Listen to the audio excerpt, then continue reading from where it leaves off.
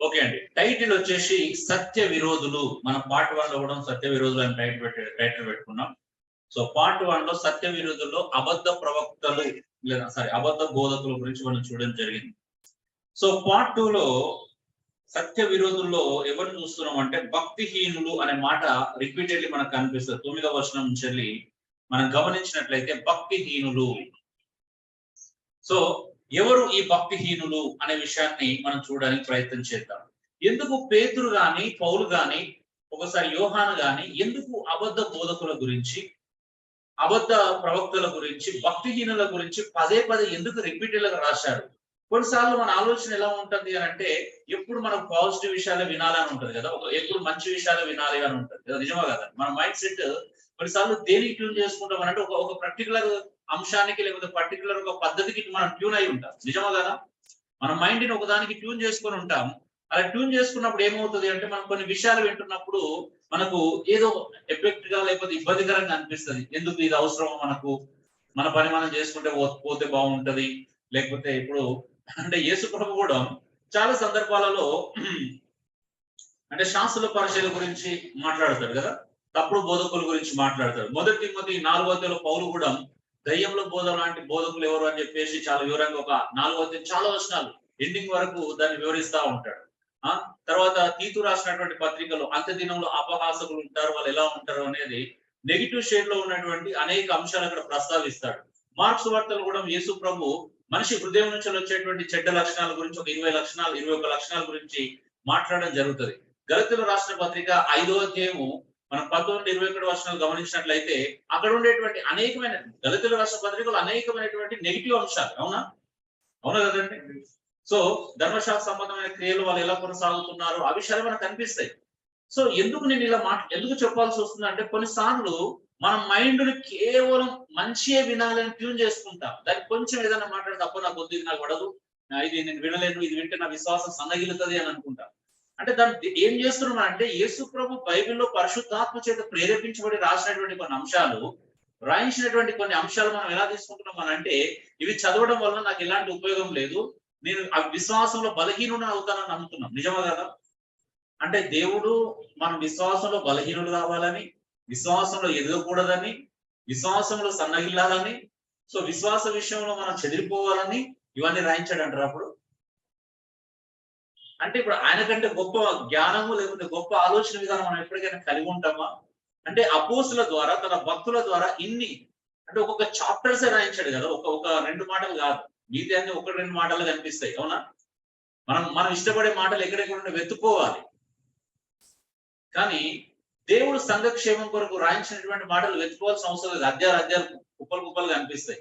మెదురు 4లో కూడా చూసాం కదా, అన్ని జనులను మనం గతించిన కాలం వాళ్ళ ఇష్టం నెరవేర్చిన అంటే ఎవరిని ఎందుకు పదే రిపీటెడ్ చేస్తున్నాడు?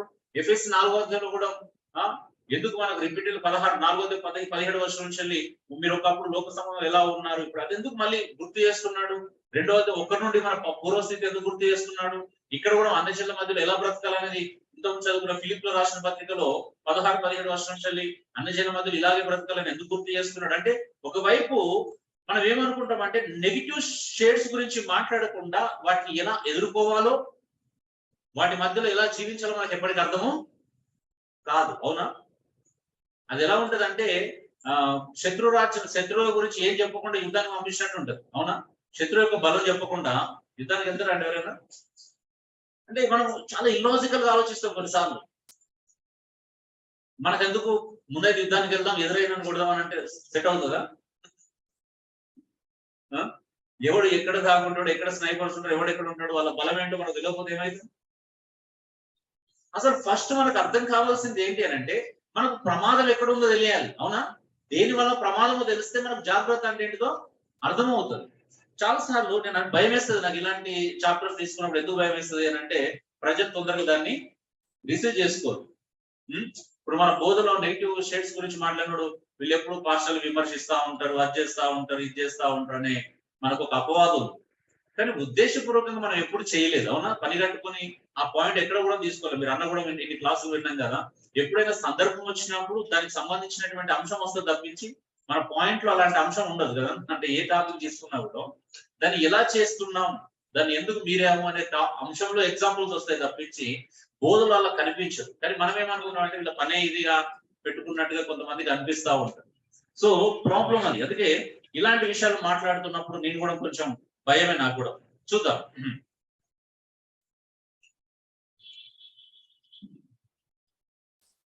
సో నెంబర్ 1, భక్తిహీనుల అవలక్షణాలు చూద్దాం మనం. భక్తిహీనుల యొక్క అవలక్షణాలు ఏముంటాయి? ఇక్కడ పౌలు మాట్లాడుతున్నప్పుడు పేతురు మాట్లాడుతున్నప్పుడు భక్తిహీనుల యొక్క అవలక్షణాలను చాలా 1వ వచనం నుంచి మనం చూస్తే 9వ వచనం నుంచి 22 వచనాల్లో ఉన్నటువంటి భక్తిహీనుల యొక్క లక్షణాలన్నీ నేను ఒకే దగ్గర పెట్టి చూపిస్తున్నాను. సారాంశం అంతా మీరు చదువుకోవచ్చు, అక్కడ వచనాలు చదివితే మీకు అర్థమవుతుంది. ఏంటిదంటే తెలుసా, భక్తిహీనుల యొక్క అవలక్షణాలు ఎలా ఉంటాయంటే నెంబర్ 1, మలినమైన దురాశలు కలిగి నడుచుకుంటారంట. వాళ్ళకి ఏముంటాయి? మలినమైన దురాశలు. మలినం అంటే ఫిల్తీ కదా, మురికి కలిగినటువంటి.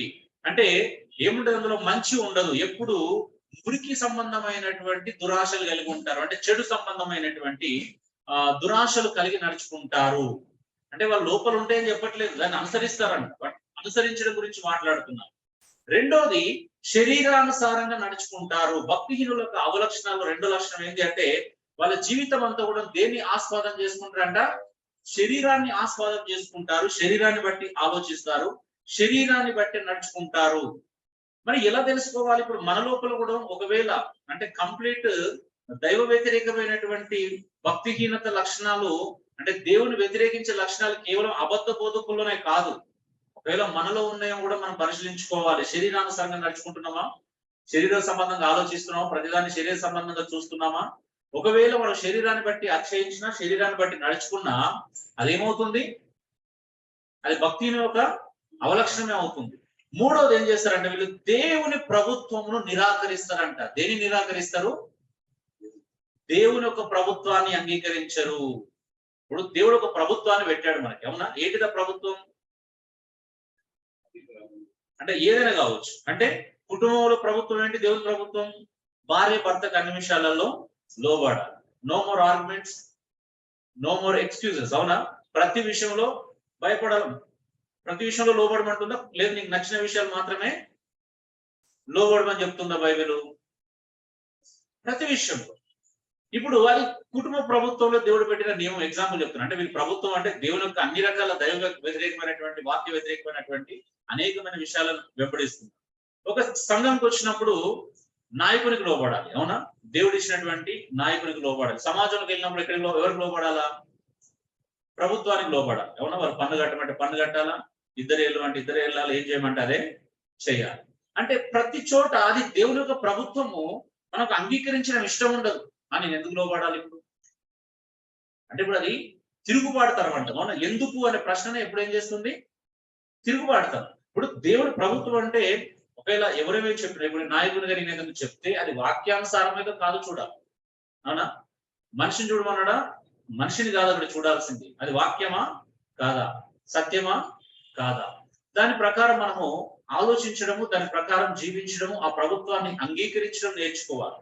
జనరల్ గా అబద్ధ బోధకులు ఏది నచ్చదు? వాక్యానుసారమైన లైఫ్ ఎప్పటికీ నచ్చదు. దేవుడు ప్రభుత్వం అంటే అసలు ఇష్టం ఉండదు. ఇష్టం లేకనే కదా ఈ ప్రాబ్లమ్స్ అన్ని. ఎందుకు? వాళ్ళు శరీరానుసారంగా నడుచుకుంటున్నారు. వాళ్ళ లోపల ఇంకా మలినమైనటువంటి దురాశలు కలిగి ఉన్నారు. ఇప్పుడు మలినమైన దురాశలు కలిగి ఉన్నవానికి మంచి చెప్తే ఎక్కుతుందా? మంచి చెప్తే వినగలుగుతామా? మనకు నెగిటివ్ ఆలోచనలు ఉన్నప్పుడు ఎవరు ఎన్ని మంచి చెప్పినా మన ఆలోచనలు రాంగ్ ఉన్నప్పుడు, మన ఆలోచనలో సమస్య ఉన్నప్పుడు, మన ఆలోచనల సమస్య ఉన్నప్పుడు అది ఎదుటి నుంచి ఎంత మంచి ఆలోచన వచ్చినా మనము అంగీకరించు. సో ఇక్కడ అదే దేవుని ప్రభుత్వాన్ని నిరాకరించడం అనే విషయాన్ని మనం చూస్తున్నాం. నాలుగోదంట మొండి ధైర్యం కలిగిన వారంట. వీళ్ళు ఎవరంట?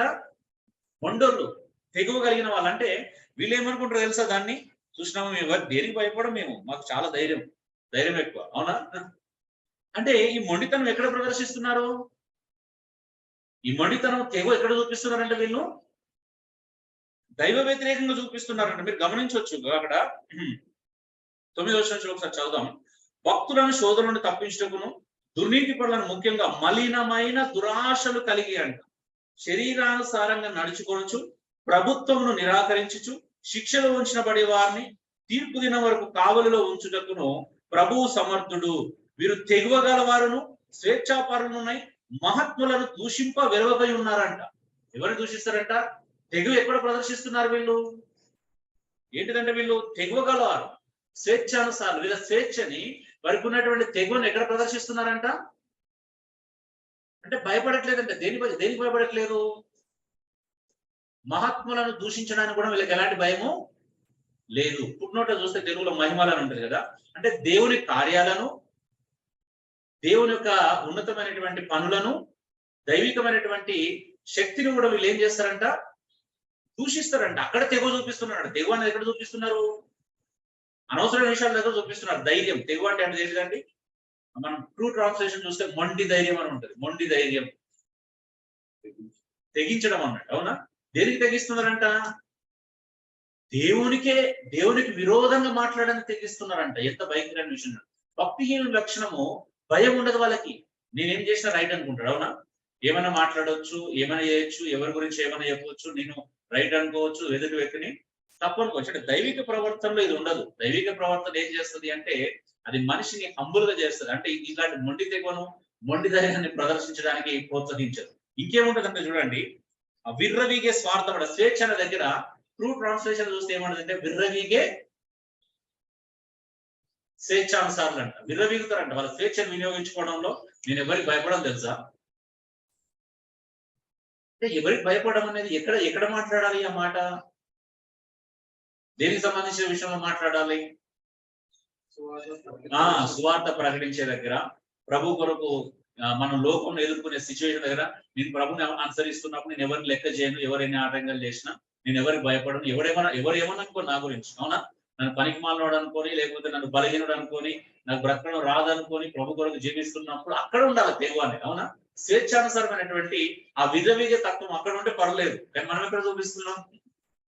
దైవిక వ్యతిరేకంగా చూపిస్తున్నాం. దైవికమైనటువంటి లక్షణాలకు వ్యతిరేకంగా ఆ వెర్రవీగతనాన్ని, ఆ స్వేచ్ఛను మనం ఉపయోగిస్తున్నాం అనేది మంచి విషయం కాదు. ఇంకా చెప్పాలంటే ఏం చేస్తున్నట్టు? ఆరోది, మహనీయులను దూషించడానికి భయపడరంట. మహనీయులు, మహిమలు, మహనీయులు, లేకపోతే దైవ కార్యము. 3 అర్థాలు చేసుకోవచ్చు. అక్కడ మహిమలు అన్నప్పుడు మహాత్ములు అనేది పర్సన్స్ గురించి మాట్లాడాడు. పుట్టినోళ్ళు చూస్తే ఏమన్నాడు? మహిమలు అనేది దైవ కార్యాల గురించి చూస్తాం. అవునా? సో 2 ప్రాబ్లం లేదు. కొన్ని ప్రాచీన ప్రతులలో ఏముంటదంటే మహిమలు, దైవ కార్యాలను ఉంటది. కొన్ని ప్రతులలో ఏముంటదంటే మహాత్ములు అంటే మహనీయులు, అంటే దైవికంగా జీవించేటువంటి భక్తులు కదా. భక్తుల గురించి మాట్లాడుతాం. మహాత్ములు అంటే ఎవరు ఇక్కడ? భక్తులు కదా. క్రీస్తు కొరకు జీవించినటువంటి, దేవుని కొరకు జీవించినటువంటి భక్తులను దూషించడానికి భయపడరండి. ఇప్పుడు అబ్రహాం కావచ్చు, ఇక్కడ జీవిస్తున్నటువంటి లోతు ఉన్నాడు. ఇంతకుముందు 5 ఎగ్జాంపుల్ ఎవరున్నారు మనకి? లోతు ఉన్నాడా లేదా? లోతు లాంటి వాళ్ళు ఉన్నారు. అలాంటి వారిని దూషించడానికి కూడా భయపడరంట. ఏం జీవించాడు లోతు? అంతమంది పాపం చేస్తుంటే చూసుకుంటున్నాడు కానీ ఎవరిని అర్థం చెప్పలేదు, లేకపోతే ఎవరు నచ్చేయలేదు. అంటే మనలాంటి ఆలోచనలు ఎలా ఉంటాయంటే ఖండించలేదు. అదేమన్నా గొప్ప జీవితమా అంటే నెగిటివ్ థాట్ ఉంటే అలా కూడా అనుకోవచ్చు కదా. పెద్ద ఏం జీవించండి లోతు? తన కుటుంబాన్ని చక్కగా కట్టుకోలేదు. తన భార్య సొదొమ గొమొర్రా పట్టణాలకు అలవాటు అయిపోయింది. లేకపోతే తన కూతుళ్ళు భయంకరమైన వ్యభిచారులుగా మారిపోయారు. ఏం చేసిండు? అంత లోతుకి ఇంత మంచి తండ్రి కాదు, మంచి భర్త కాదు, మంచి మామ కాదు అని నెగిటివ్ గా మాట్లాడడానికి కాదు అక్కడ. అవునా? నెగిటివ్ మాట్లాడితే దేవుడే మాట్లాడేవాడు. అవునా? దేవుడు మాట్లాడేది మనం మాట్లాడాల్సిన అవసరం లేదు అక్కడ. సో కొన్నిసార్లు మనము అనవసరమైన విషయాలు చూస్తాం. అవసరం ఉన్నాయి చూడకుండా ఏం చేస్తాం? ఇప్పుడు దేవుడు చూపించింది చూడాలా, అనవసరమైన చూడాలా? దేవుడు స్పష్టంగా దేన్ని చూపిస్తే దాన్ని చూడాలి. ఆయన చూపించడం కూడా చూడాల్సిన అవసరం లేదు కదా మనకి. సో అందుకే మహాత్ములను, భక్తులను మనం దూషించడానికి కూడా వీళ్ళు భయపడారంట. చూడండి ఎంత ప్రమాదకరం. ఇట్లా మనం కొన్ని ఇంకా లక్షణాలు చూసినట్లయితే మరికొన్ని విషయాలు చూస్తున్నాం. భక్తిహీన అవలక్షణాలు పార్ట్ 2లో వీళ్ళ లక్షణాలు ఇంకెలా ఉన్నాయో చూద్దాం. ఒక 5 లక్షణాలు మనం చూస్తాం. ఏం చేస్తారంటే వీళ్ళు, 1 వ్యభిచారిని చూసి ఆశిస్తారంట. వీళ్ళు ఏం చేస్తారు? వ్యభిచారిని చూసి ఆశిస్తారు. ఒక ప్రాక్టికల్ ఇష్యూ మా కాలేజీలో జరిగింది ఒకసారి. నేను కరీంనగర్లో ఉన్నప్పుడు. తప్పుగా అనుకోవద్దు. మా ఇంటి పక్కన మా నైబర్ ఉంది ఒక ఆమె, ఇటు పక్కన మా ఫ్రెండ్ గారు ఉంటాడు. వాళ్ళ మధ్యలో ఒక రిలేషన్షిప్ స్టార్ట్ అయింది. మా ఎదురుగా ఒక ఆంటీ వాళ్ళ కొడుకుంటాడు, వాడు కెమెరామెన్ వచ్చాడు. తెగ ఫీల్ అయిపోతున్నాడు. అట్లా చేస్తారన్నా ఇట్లా చేస్తారు అని చెప్పేసి తెగ ఫీల్ అయిపోతున్నారు. ఈమెకి 2 పిల్లలు ఉన్నారు, ఆయనకి వాళ్ళకి 2 పిల్లలు ఉన్నారు. సో అలా చేస్తారు, అలా తప్పు చేస్తారు, అలా తప్పు చేస్తున్నారని నా దగ్గర చాలా విచిత్రంగా మాట్లాడడం స్టార్ట్ చేశాడు. నేను అడిగాను, నిజంగా చెప్తున్నాను, ప్రాక్టికల్ ఇదే క్వశ్చన్ అడిగాను. అరే నీ బాధ ఏంటి? నీ బాధ ఏంటి? వాళ్ళు తప్పు చేస్తున్నారు బాధపడుతున్నావా, నీకు ఛాయిస్ లేదని బాధపడుతున్నావా అని అడిగారు. అర్థమైపోయింది వాళ్ళ ఇంటెన్షన్ ఏంటిదో అర్థమైపోయింది. అంటే ఇక్కడ చూడండి, అలాంటి సంఘటనలు జరిగినప్పుడు మన ఫీలింగ్ ఏముంటుంది చెప్పండి? నిజంగా మన చెడిపోయిన స్వభావం ఎలా ఉంటది? నిజం చెప్పండి ప్రాక్టికల్ గా. మగవాళ్ళ బుద్ధి కానీ, అంటే మగవాళ్ళ బుద్ధి ఎలా ఉంటది అన్నది మా అందరికి తెలుసు. ఎలా ఉంటది? ఇప్పుడు అలా వ్యభిచారం చూసినప్పుడు ఏం చేస్తారంట? ఆశిస్తారంట. అవునా? అంటే ఇప్పుడు వ్యభిచారం చూసినప్పుడు ఆమెను మార్చాలి, ఆమెను అందులోకి వెళ్ళి విడిపించాలని అనుకంటే మనకు కూడా ఒక ఛాయిస్ వస్తే బాగుండు. అంటే ఇప్పుడు ఇక్కడ ఇల్లీగల్ కాంటాక్ట్స్ దొరికిండ్రు, లేదా పాస్టర్లు ఇలా చేశారని చెప్పగానే మరొక పాస్టర్ ఇప్పుడు ఊహించుకుని అబ్బా నాకుంటే అలాంటి అవకాశం ఇంకా బాగుంది ఇదా. అంటే ఆ చెడిపోయిన స్వభావం ఏం చేస్తుంది అంటే అలాంటి ఆశ పుట్టిస్తుందంట. అవునా? వ్యభిచారం చూస్తే ఏం చేస్తారంటే వాళ్ళు ఆశిస్తారంట. ఒక తప్పు జరుగుతుంది, ఒక అమ్మాయి ఎక్కడో అదైపోయింది, ఇప్పుడు అమ్మాయిని చూడగానే ఏం కావాలా? జాలిపడి కనికరించి ఆమె అక్కడి నుంచి బయటపడడం కంటే నాకు కూడా ఒక చాయిస్ వస్తే బాగుండు అనేటువంటి ఆ దుష్ట స్వభావం ఎంత ప్రమాదకరమైంది తెలుసా? చాలా మంది బయటపడరు, కానీ ప్రతి పురుషులు, అనేకమైన పురుషులు వాళ్ళకి పిచ్చి లక్షణాలు ఉంటాయా? 100% నిజమా కదా? అంటే ఇప్పుడు ఎవరైనా ఫ్రెండ్స్ కూడా మాట్లాడతారు, మనకి భలే అమ్మాయి దొరికింది, భలే అందమైన అమ్మాయి దొరికిందండి, వీళ్ళు బాధ ఏంటిది? ఇక్కడ వాడికి దొరకలేదు అంటే వారి ఫీలింగ్ ఏంటిది? అది అంటే అది ఏమంటారు దాన్ని? ప్యూర్ హార్ట్ కాదు అక్కడ. అవునా? ఏమంటారు? స్వచ్ఛమైనటువంటి హృదయం కలిగినటువంటి ఆలోచన కాదు. ఈవెన్ మన సంబంధాలు పెళ్లి చేసుకుంటున్నప్పుడు ఎవరికైనా మంచి అందమైన భార్య దొరికిందనుకో, కొంతమందికి తట్టుకోలేరు. అవునా? బంధువుల్లో కూడా కొంతమంది అడగలరప్ప ఇలాంటి వాడికి ఇంత మంచి అందమైన భార్య దొరికిందంటే నాకు దొరికితే బాగుండు అంటే వారి ఫీలింగ్ ఏంటి? ఆశిస్తున్నాడా లేదా? అంటే చూడు, అంటే మానవుని యొక్క స్వభావము ఎంత నీచమైనది అంటే, ఎంత భయంకరమైనది అని అంటే అది భక్తిహీనతను ప్రదర్శించేటువంటి అవలక్షణం. అవునా? మనం ఇంతకు 4 లక్షణాలు చూసాము, ఇది పార్ట్ 2 అందులోనే చూస్తున్నాం పాయింట్ 2లో. రెండోది ఏంటంటే పాపము మానలేని కన్నులు గలవారంట. చూడండి తర్వాత మరి 11వ వచనం గమనిస్తే, దేవదూతలు వారి కంటే మరీ అధికమైన బలము శక్తి గలవారైన ప్రభు ఎదుట వారిని దూషించి వారి మీద నేరము మోప వెరుకురంట. వారైతే పట్టబడి చంపబోటకే స్వభావసిద్ధంగా పుట్టిన వివేక శూన్యంలో మృగంలో ఉండి, చూడండి మృగములు అనే పదాన్ని వాడు, తమకు తెలియని విషయాల గురించి దూషించుచు తమ దుష్ప్రవర్తనకు ప్రతిఫలంగా హాని అనుభవించుచు తాము చేయు నాశనముతోనే తాము నాశనం పొందుతున్నారు. వారి నాశనం ద్వారా వారు నాశనం పొందుతున్నారు. అంటే ఇంత భయంకరంగా మాట్లాడాల్సినటువంటి అవసరం ఏంటి? ఇంకా ఒకనాటి సుఖానుభవం సంతోషం ఎంచుకుంటారంట. వారి కలంకములను నిందాస్పదములై తమ ప్రేమ విందులలో మీతో కూడా అన్నపానములు పుచ్చుకొని తమ భోగముల యందు సుఖించుదురు. ఇంకా ఇప్పుడు మనం చదువుకున్న పాయింట్ ఇక్కడ చూస్తాం. 14వ వచనం చూడండి. వ్యభిచారిని చూసి ఆశించుచు పాపము మానలేని కన్నులు గలవారము, అస్థిరులైన వారి మనస్సులను మరలు కొలుపుచు లోభత్వమందు సాధకము చేయబడిన హృదయం గలవారము, శాపగ్రస్తులునై ఉండి తిన్నని మార్గం విడిచి బెయారు కుమారుడైన విలాను పోయిన మార్గం క్రో తప్పిపోయేది. అంటే ఎలాంటి స్వభావం కలిగి ఉన్నారో ఇక్కడ మనం చూస్తా ఉన్నాం. ఏంటిదంట? పాపము మానలేని కన్నులు గలవారు. ఎంటర్టైన్మెంట్ కదా, మనకు ఒక ఏమంటారు ప్లెజర్ ఫీల్ అవుతున్నాం కదా మనం. నిజంగా చెప్పండి, ఒక అమ్మాయిని చూసినా, ఒక అమ్మాయి అబ్బాయిని చూసినా, ఇంకొక అందగాన్ని చూసినా, లేకపోతే ఇంకొక అందమైన యువతిని చూసినా, లేకపోతే ఇవన్నీ చూసినా మనకు ఒక ప్లెజర్ ఫీల్ అవుతున్నాం అని అంటే మనం చెడిపోయిన వాళ్ళమా మంచి వాళ్ళమా? అంటే ఇప్పుడు జనరల్ గా ఏంటి అని అంటే ప్రపంచంలో సమాజం యొక్క ఉద్దేశం ఏంటి అంటే ప్రకృతిని ఆరాధించాలి, అందాన్ని ఆస్వాదించాలి. అవునా? ఏం చేద్దాం చెప్పండి దీని విషయంలో? అవునా? అందాన్ని ఆస్వాదించాలంటే ఏమంటారు? సరే, అందాన్ని అప్రిషియేట్ చేయడం వేరు, ఆస్వాదించడం వేరు. అవునా? దేవుడు ఒక అందమైనటువంటి అమ్మాయిని పుట్టించినందుకు అప్రిషియేట్ చేయాలి. అవునా? ఆస్వాదించడం అంటే అర్థం ఏంటి? అంటే ప్లెజర్ సీకింగ్ అనేది జరుగుతున్నప్పుడు ఆస్వాదించడం అంటారు. అవునా? ఆస్వాదన ఎప్పుడు జరుగుతుంది?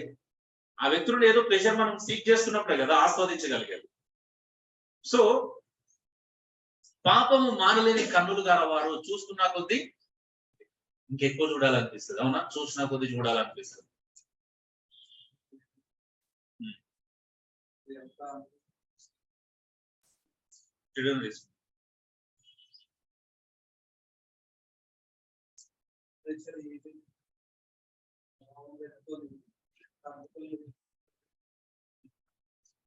అవును.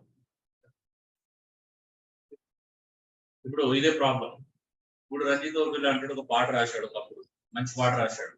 ఏంటిదంటే, నిన్ను చూచిన కనులతో ఎవ్వారినైనా ఈ లోకమందు చూడలేను అంటే మంచి అద్భుతమైన సాంగ్. నిన్ను చూసిన కనులతో ఈ లోకమందు, నిన్ను చూచిన కనులతో ఈ లోకమందు ఎవ్వారినైనా కనలేను స్వామి.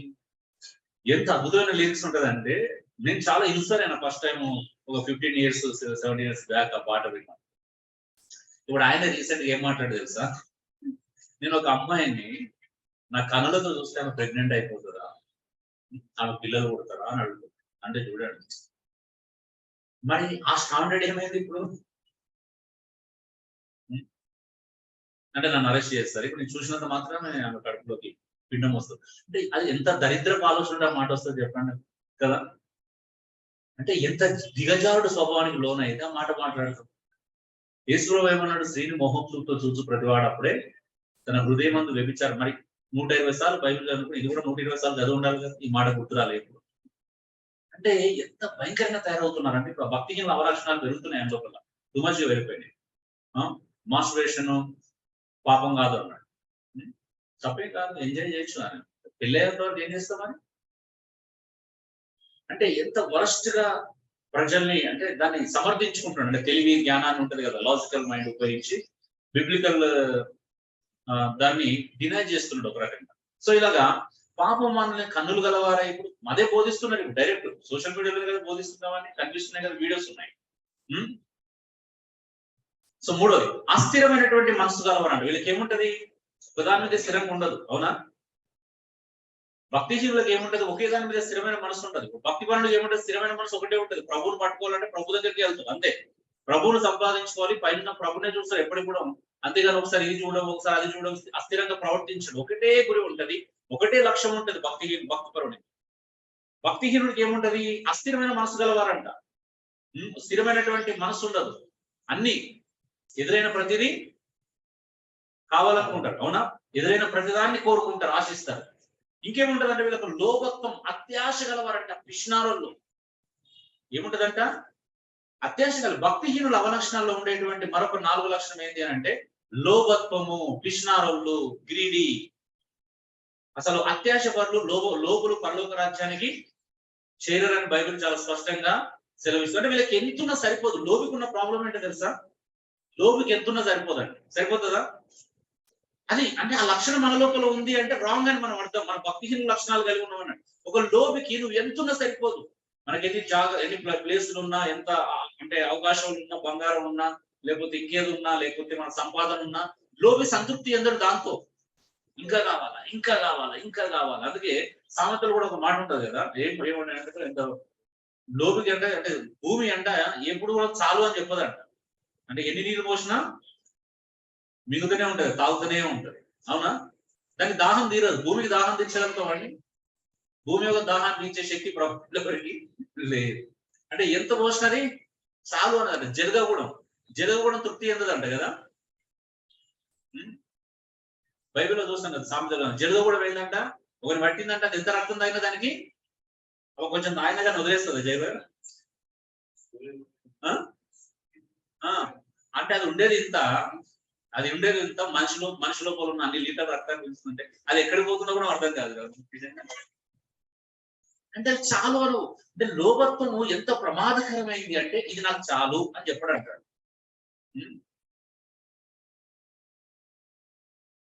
అంటే మన ఔషధాలు గుర్తించారే, నాకు చాలా ఉంది, సమృద్ధిగా ఉంది, దేవుడు నా ప్రతి అవసరం తీరుస్తున్నాడు, నా ప్రతి అక్కర తీరుస్తున్నాడు, ఇది చాలు అనే సంతృప్తి ఉండదు. అది భక్తి పనులకు ఆ సంతృప్తి ఉంటుంది. ఉన్న దాంట్లో కంటెంట్మెంట్ ఉండదు కదా. భక్తి యొక్క ఉద్దేశం అది కదా, సంతృప్తి కలిగి ఉండటం. నెక్స్ట్ 5వది, వివేక శూన్యములకు మృగములు అంట. ఏంటిదంట? పశుప్రాయుడు. మృగం అని ఎవరిని పోలుస్తారండి? తెలివి లేని వాళ్ళని పశువు అంటారు, అవునా కదా? పశువు అని ఎవరు అంటారు? తెలివి లేకపోతేనే పశువు అంటారు. ఎందుకు పశువులా ప్రవర్తిస్తున్నా అంటే మినిమం కామన్ సెన్స్ లేకపోతే వాళ్ళని పశువు అంటారు. మినిమం కామన్ సెన్స్ కూడా లేని వాళ్ళని ఏమంటారు? పశువు అని అంటారు. ఏమో కూడా ఆనందిస్తున్నాడు. సో ఇప్పుడు మృగం అని ఎవరు అంటారు?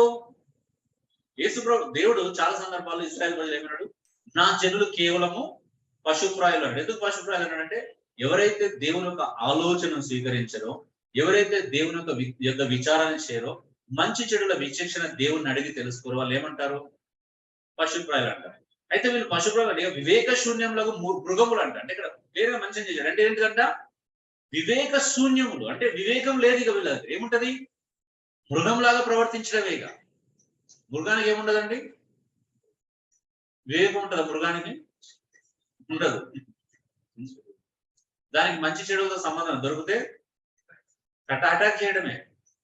అది ఏంటిది? అది ఎవరిది? పక్క ఉందా, మనదా, మనం దాన్ని ముట్టుకోవచ్చా, ముట్టుకోకూడదని ఉంటుంది దానికి. ఆ రిస్ట్రిక్షన్స్ ఏముండవు, ఉంటాయా? అంటే దొరికినట్టు అంటే వీళ్ళు అదే చేస్తున్నారు. అక్కడ మీరు చూడండి, ఇంత చదువుకున్నాం లేఖన. వివేకశూన్య మృగంలాగా ప్రవర్తిస్తారు. అంటే భక్తిహీనులకు అవలక్షణాలలో ఇదొక భయంకరమైనటువంటి అవలక్షణంగా మనం చూస్తా ఉన్నాం. ఇంకోటన్నా, అదే ఇన్ కేసు అంటే ఆ పశువు ఎందులోనైనా ఇరుక్కుపోతే కూడా మనం సాయం చేద్దామన్నా కానీ మనల్ని అటాక్ చేస్తుంది. అంటే దానికి తెలియదు యాక్చువల్లీ సాయం చేస్తున్నాం అని కూడా. యాక్చువల్లీ ఎగ్జాక్ట్లీ రా, మరి ఫ్యాక్ట్. ఒక మృగాన్ని కాపాడాలని చూడదు, ఏం చేస్తుంది? మనల్ని అటాక్ చేస్తుంది. అది అంటే మనం దాన్ని మంచి చేయడానికి వచ్చినాం అనుకోదు. అది మనం ఇంకా హాని కలిగిస్తున్నాం అనుకుంటుందా, మంచి చేస్తున్నాం అనుకుంటుందా? అది హాని చేస్తున్నామని అనుకుంటుంది. అది మనల్ని మంచి చేస్తున్నామని అనుకోదు. సో మృగము అదే. సో ఎంత ప్రమాదకరమైనటువంటి లక్షణము మనం చూస్తున్నాం ఇక్కడ. వివేక శూన్యములకు మృగములతో మనం వాళ్ళని చూస్తున్నాం. అలాగే ఇంకొక కొన్ని లక్షణాలను గమనించుదాం ఇక్కడ.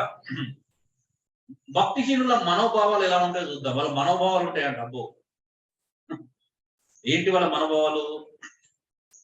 ఇందులో చదువుకున్నాం 12-13 వర్షాల్లో భక్తిహీనుల యొక్క మనోభావాలు చదువుకున్నాం. ఏంటి అంటే వాళ్ళు ఒకప్పటి సుఖానుభవం ఏం చేస్తారంటే సంతోషంగా భావిస్తారంట. భక్తిహీనులకు ఏం కావాలా? సుఖానుభవం కావాలి. మీరు 12-13-14 వర్షాలు గమనించిన అర్థమవుతుంది. 13 ఒకనాటి సుఖానుభవం సంతోషం అని ఎంచుకుందరు, వారు కలంకములను నిందాస్పదమున్నాయి. తమ ప్రేమ విందులలో మీతో కూడా అన్నపానములు పుచ్చుకొని తమ భోగములు యందు సుఖించుదురు అంట. భక్తిహీనుల యొక్క లక్షణాలు ఏంటి అంటే ఎప్పుడు సుఖానుభవాన్ని సంతోషంగా భావిస్తారు. మిగతా వాటిని వాళ్ళు అంగీకరించలేని దుస్థితికి వెళ్ళిపోతారు. వాళ్ళు కావాల్సిన ఏంటిది? ఎప్పుడు కూడా కంఫర్ట్ జోన్ లో ఉండాలి, సౌఖ్యంగా ఉండాలి, సుఖంగా ఉండాలి అంటే. ఇంకేం చేస్తారంట? తమ భోగముల యందు సుఖించుదురు. భోగం అంటే ఏంటిది? రాంగ్ డిజైర్స్, అవునా? అంటే సుఖ పెట్టుకోవాలనేటువంటి ఆలోచనలు సుఖిస్తారంట. వాళ్ళు ప్రతిరోజు తమ అవయవాలను సుఖింపజేయాలి. వాళ్ళు భోగముల యందు సుఖిస్తా ఉంటారు. ఒకళ్ళు అంటే ఇంగ్లీష్ లో మనం ఇప్పుడున్నటువంటి టర్మినాలజీ వాడాలంటే లగ్జరీ అంటాం కదా. భోగం అనే పదానికి కరెక్ట్ వర్డ్ ఏంటంటే లగ్జరీ. ఇప్పుడున్నటువంటి సో లగ్జరీగా బ్రతకాలి. ఎప్పుడు చూసినా ఎలా బ్రతకాలా? లగ్జరీగా బ్రతకాలి. ఇది కూడా భక్తిహీనుల ఆలోచన విధానమే అండి. భక్తిహీనుడు మాత్రమే లగ్జరీగా బ్రతకాలనుకుంటాడు. ఒక భక్తునికి లగ్జరీ లైఫ్ అని అవసరం లేదు. ఒక భక్తునికి ఏం అవసరం లేదు? Comfort zone కోరుకోడు. భక్తిపరుడు ఏం చేస్తాడంటే యేసు ప్రభుని పోలి నడుచుకుంటున్నాను లేదా అని చూస్తాడు. తన శరీరం బలహీనంగా ఉన్నా, తన శరీరం సహకరించకపోయినా, తన శరీరం సహకరించేదానికంటే మించి కష్టపడడానికి ఇష్టపడతాడు. సో అందుకే సుఖభోగములు, ఒక మాట అంటాడు కదా తిమోతి పత్రికలో మనం చూసినట్లయితే, సుఖభోగముల యందు బ్రతికినది చచ్చిన దానితో సమానం అంటాడు. అవునా? ఎవరైతే ఆడ స్త్రీల గురించి మాట్లాడినప్పుడు సుఖభోగముల యందు బ్రతికినది ఏంటంటే చచ్చిన దానితో సమానం అంటాడు. ఎందుకు? వాళ్ళు ఎప్పుడు కూడా దేనికోసం ఆరాటపడతారు? సుఖం కోసమే ఆరాటపడతారు. కష్టాన్ని ఇష్టపడడం ఇష్టం ఉండదు, కష్టానికి దగ్గర కారు. ఇంకేం చేస్తారంటే ప్రేమ విందులలో అన్నపానములు పుచ్చుకుని వారు. అంటే సంఘంలో యేసు ప్రభు 5 రొట్టెలు 5,000 మంది వంచినప్పుడు 5,000 మంది వచ్చారు. అవునా? 5,000 మంది వచ్చి తిన్నారు. ఎప్పుడైతే యేసు ప్రభు బోధ చేయడం ప్రారంభించాడు, ఏం చేశారు? అదే 5,000 మంది విడిచి వెళ్ళిపోయారు. అంటే అలాంటి వారు మన సంఘాలలో కూడా మంచి భోజనం దొరుకుతుంది. మధ్యాహ్నం వెళ్ళగానే మంచి, అంటే మన దగ్గర లేరనుకోండి, చెప్తున్నాను జనరల్ గా. మన దగ్గర అలాంటి వాళ్ళు ఎవరు లేరు, దేవుని గుర్తున్నాం మహిమ కలుగుతారు. అంటే అలాంటి అవకాశాలు వాడుకునేటువంటి స్వభావం ఉంటుంది. అంటే ఓకే, ఇక్కడ ఉండే వ్యక్తిని వాడుకోవచ్చు, ఇక్కడ ఉండే వ్యక్తిని ఎలాగైనా మన అవసరం కోసం వాడుకోవచ్చు, వినియోగించుకోవచ్చు. అంటే మన ప్రేమ విందులలో ఏం చేస్తారంటే వాళ్ళు అన్నపానాలు పుచ్చుకుంటారంట. ఇప్పుడు నాలుగోది ఏం చేస్తారంటే తమకు తెలియని విషయాల గురించి దూషిస్తారంట. దేని గురించి మాట్లాడతారు? తెలియని విషయాలు. భక్తిహీనుల మనోభావాలు ఏముంటాయంటే తెలియని విషయాల గురించి ఎక్కువ ఆలోచన చేస్తారంట. ఇప్పుడు తెలియదు. ఇప్పుడు సహజంగా ఏముంటదంటే మన మన ఆలోచన విధానం ఎక్కడ ఉంటదంటే మనం బైబిల్ క్షుణ్ణంగా చదవనప్పుడు, బైబిల్ యొక్క ఆలోచన సంపూర్ణంగా గ్రహించలేనప్పుడు మన ఆలోచన సరి అనుకున్నటువంటి ప్రమాదం కూడా ఉంటుంది. ఇప్పుడు భక్తిహీనుడు ఎందుకు తెలుసుకోవడానికి ఇష్టపడట్లేదంటే తన ఆలోచనను వెల్లడిపరచడంలోనే సంతోషిస్తాడని చెప్తుంది కదా. బైబిల్ ఒక మాట ఉంది కదా, భక్తిహీనుడు అంట తన ఆలోచనలను బయట పెట్టడంలో సంతోషిస్తాడంట, ఆనందిస్తాడు. అంటే ఎందుకు తమ తెలియని విషయాల గురించి దూషిస్తున్నారు? తెలుసుకోవడానికి ఫస్ట్ ఇష్టపడట్లేదు. అంటే వాళ్ళ స్వభావము దైవ వ్యతిరేకంగా ఉంది. ఇక్కడ ఎవరి గురించి మాట్లాడుతున్నాడు? ఆల్రెడీ దేవుణ్ణి వ్యతిరేకిస్తున్నటువంటి వ్యక్తి, అబద్ధ బోధకుల గురించి మనం చూస్తున్నాం. ఒక అబద్ధ బోధకులు ఉన్నటువంటి వ్యక్తులను గురించినటువంటి విషయంలో మనం చూస్తున్నాం. ఇంకేం చేస్తారంటే కలంకులను మరియు నిందాస్పదులు, అంటే మచ్చలు గల వ్యక్తులు. అంటే వీళ్ళు ఏం చేస్తారంట? నింద మోపబడిన వారు. ఎప్పుడు కూడా వీళ్ళ జీవితంలో ఏమంటే అన్ని నిందలు మచ్చలు కలిగినటువంటి వ్యక్తులుగానే ఉంటారు. కానీ బయటికి ఏం చేస్తున్నారు? మేమే బాగున్నాం, మేము సరిగా ఉన్నాం, మేమేం చేసినా రైటే. అంటే అలాగా తమను తాము ఎలాంటి మచ్చలు లేని వ్యక్తులుగా ప్రదర్శించుకోవడంలో వీళ్ళు ఆనందిస్తారు, అలాంటి ప్రదర్శిస్తారు అనే విషయాన్ని మనం చూడొచ్చు. సరే, ఇలాంటి భక్తిహీనుని గురించి పౌలు అంటే పేతురు ఎలా గద్దిస్తున్నాడు ఒక ఉదాహరణ చెప్తున్నాడు. 4వ పాయింట్ లో భక్తిహీనుని గద్దించినటువంటి ఉదాహరణ ఏంటిదంట? 15వ వచనం నుంచి, తిన్నని మార్గం విడిచి బెయారు కుమారుడైన బిలాం పోయిన మార్గం బట్టి త్రోవ తప్పిపోయేది. చూడండి, తిన్నని మార్గం విడిచేవారు. తిన్నని మార్గం అంటే ఏంటిదండి? స్ట్రైట్ రోడ్ అని కదా. చక్కగా తిన్నని వీధి అంటే అర్థమైంది. మన ఆంధ్రాలో ఈ పదవి పోవడం, తిన్నగా పోండి అంటే మన తిన్నాక పోవాలని అర్థం చేసుకుంటాం. మొత్తం తిన్నగా పోవడం అంటే తిన్నాక పోవడం కాదు, స్ట్రైట్ గా పోవాలని అర్థం. నేరుగా జనరల్ ఏమంటారు? ఎదురెళ్ళు అండి, ఏదో అంటారు. ఆ టైం మనకి ఎదురెళ్ళు అని అంటారు కదా. సో తిన్నగా పోవడం అంటే స్ట్రైట్ గా పోవడము. అంటే వీళ్ళు స్ట్రైట్ గా వెళ్ళారంట. అవునా? ఏం చేస్తారంట మరి? బిలాము వలె త్రోవ తప్పి నడిచేవారు, దుర్నీతి వలన కలుగు బహుమానం ప్రేమిస్తారు, తన అతిక్రమం నిమిత్తం అంటే ఏం ప్రేమిస్తున్నారంటే దుర్లాభం వల్ల కలిగేటువంటి బహుమానాన్ని ప్రేమిస్తున్నారు. బిలాము దేవుడు చెప్పిన మాటలు కాకుండా బహుమానం కొరకు ఏం చేశాడు? దైవ వ్యతిరేకమైనటువంటి మాటలను బోధించడం ప్రారంభించాడు. అవునా? ఎందుకు? అన్న వేరే ఆశిస్తున్నాడు. ఇప్పుడు మొన్న రీసెంట్ గా మన మీద ఒక నింద, అంటే టీమిండియా వాళ్ళు బోధిస్తారు కానీ అప్ టు ద మార్క్ కాదు అని. అప్ టు ద మార్క్ అనేది ఎలా డిసైడ్ చేస్తారు? దేని బట్టి డిసైడ్ చేయాలా? ఇప్పుడు మనం బయట దశం భాగాలు తీసుకోవడం తప్పు అని బోధిస్తాం, దాన్ని మీరితే మనం తప్పు చేసిన వాళ్ళు. బోధన వ్యతిరేకమైన జీవితం ఎప్పుడవుతుంది? మనం బోధన పోల్చుకోం. ఏం చూస్తాం? మనం కొన్ని ఆలోచనలు పెట్టుకొని అవే చూస్తూ ఉంటాం. ఎక్కడ తప్పు వెతకాలి, చిన్న చిన్న బలహీనతలు చూస్తూ ఉంటాం. బోధ అనేది దేని బట్టి చేయాలి? బలహీనతలు చూడమని బైబిల్ ఎక్కడ చెప్పలేదు. అవునా? బోధ అనేది ఎక్కడ తప్పు అవుతుంది? ఇప్పుడు మనం ప్రభురాత్రి భోజనం అంటే మనం ఇలా తీసుకోవాలి అని చెప్పి దానికి వ్యతిరేకంగా మళ్ళీ ఆచారానుసారంగా ప్రభురాత్రి భోజనం ఇస్తే అది బోధ ఒకటి చేస్తున్నాడు, ప్రాక్టీస్ ఒకటి చేస్తున్నాడు. అవునా? సంఘంలో ప్రతి వ్యక్తి మాట్లాడాలని అన్న అక్కడ బోధిస్తాడు, మళ్ళీ సంఘంకి వస్తే స్థానిక సంఘంలో ఎవరికి అవకాశమే ఇవ్వడు అన్నప్పుడు తప్పుడు బోధ అవుతుంది. అవునా? సంఘానికి ఒకడే నాయకుడు ఉండకూడదు అక్కడ బోధిస్తూ, అక్కడ ఒకడే ఉండకూడదు, 2-3 నాయకులు ఉండాలని చెప్తాడు, కానీ ఇక్కడ మాత్రం అన్నింటిలో తను ఒకడే అది చేస్తున్నాడు, మరి ఇతరులకు నాయకత్వం అవకాశం ఇవ్వట్లేదు అని అన్నప్పుడు తప్పు అవుతుంది. అవునా? ఇప్పుడు డబ్బుల కోసం ప్రజలను వేధించకూడదు, డబ్బులను కానుకల కోసం ప్రజలు ఇబ్బంది పెట్టకూడదు, అలాంటి ప్రసంగాలు చేయకూడదు, ప్రజలు అలా చేయకూడదు నేను అక్కడ చెప్తున్నాను. ఇప్పుడు అది నేను ఇక్కడ చేస్తే తప్పు అవుతుంది. అవునా?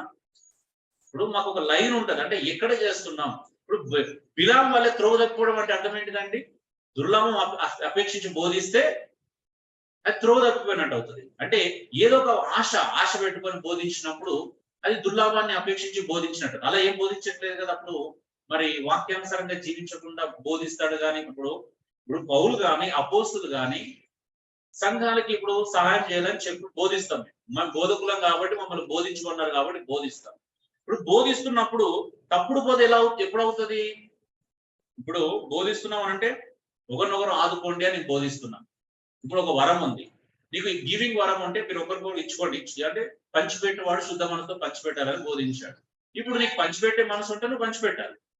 ఇప్పుడు నాకు బోధించే వరం ఉంది కాబట్టి నాకున్న వరంతో మిమ్మల్ని సర్వ్ చేస్తున్నప్పుడు ఇప్పుడు ఈ వ్యక్తిలో మీరు ఇంకొక వరం చూడడానికి ప్రయత్నం చేస్తే తప్పు పట్టకూడదు పట్టలేము ఈజీగా. అవునా కదా? ఇప్పుడు సన్నికి హెచ్చరించే వరం ఉంది అనుకోండి, సన్ని హెచ్చరించే వరం అంటే నేను హెచ్చరిస్తున్నాడు అనుకో, ఇప్పుడు సన్నిలో నేను బోధకుని చూడడానికి ట్రై చేస్తే ఏమవుతుంది? అవునా కదా? ఇప్పుడు రఘు పంచిపెట్టే వరం ఉంది, పంచిపెట్టే వరం ఉన్నప్పుడు నేను పంచిపెట్టే వరం కాకుండా మరొక వరాన్ని ఇంకెక్కువ ఎక్స్పెక్ట్ చేసినాను, అప్పుడు ఏమవుతుంది? నేను రఘును కూడా తప్పు పట్టాల్సి వస్తుంది. అవునా? అంతే కదా? నువ్వు పంచిపెట్టేవాడు పంచిపెట్టాలి, హెచ్చరించేవాడు హెచ్చరించాలి, బోధించేవాడు బోధించలో పని కలిగి ఉండాలి, కరుణించేవాడు కరుణించాలి. అంటే ఎవరి పని అది చేయమని చెప్తుందా? ఒక పని చేస్తే లోపల ఈ పని చేయట్లేదు సరిగా అని చెప్పేసి ఖండించమంటుందా? అప్రూత మార్కులు లేడని చెప్పొచ్చు అప్పుడు. ఇప్పుడు అదే ప్రాబ్లం అవుతుంది. ఇప్పుడు మేము బోధిస్తామండి, ఒకరికొకరు సహాయం చేసుకోమని చెప్తాం. మీలో ఎవరికన్నా ఆర్థికంగా కష్టం వచ్చింది అనుకోండి, నేను ఇప్పుడు సహాయం చేయలేదు, ఇప్పుడు నేను సహాయం చేయలేకపోతే అప్రూత మార్కులు లేనట్ట. నేను ఒక 500 ఇవ్వలేను, బోధించాను కానీ మీకు 500, ఒక 10,000 మనం ఫండ్ రేజ్ చేసిన ఒక వ్యక్తికి సహాయం చేయడానికి, మీరు అందరూ తలా 2,000 వేసారు, 3,000 వేసారు, నేను 5,000 కూడా కలపలేదు అనుకోండి. ఇప్పుడు ఎగ్జాంపుల్, నేను బోధకు తగినట్టు బ్రతకనట్టు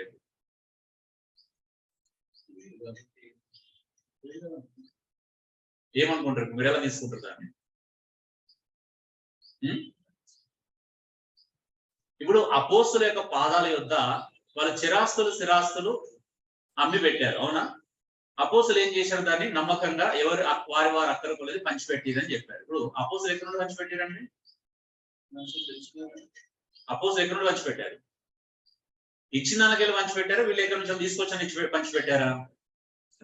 సంఘం ఇచ్చిన దానికెళ్ళి పంచిపెట్టారా? లేకపోతే వీళ్ళు స్వతహాగా తీసుకొచ్చి పంచిపెట్టారా? ఇప్పుడు పౌలు ఎక్కడో ఉన్నటువంటి యెరూషలేము కరుబాజులకు ఫండ్ పంపించాడు. ఎక్కడ నుండి వచ్చిందంట ఫండ్? సంఘం ఇచ్చిన ఫండా లేకపోతే పౌలు వేరే దగ్గర తీసుకొచ్చి పంపించాడా?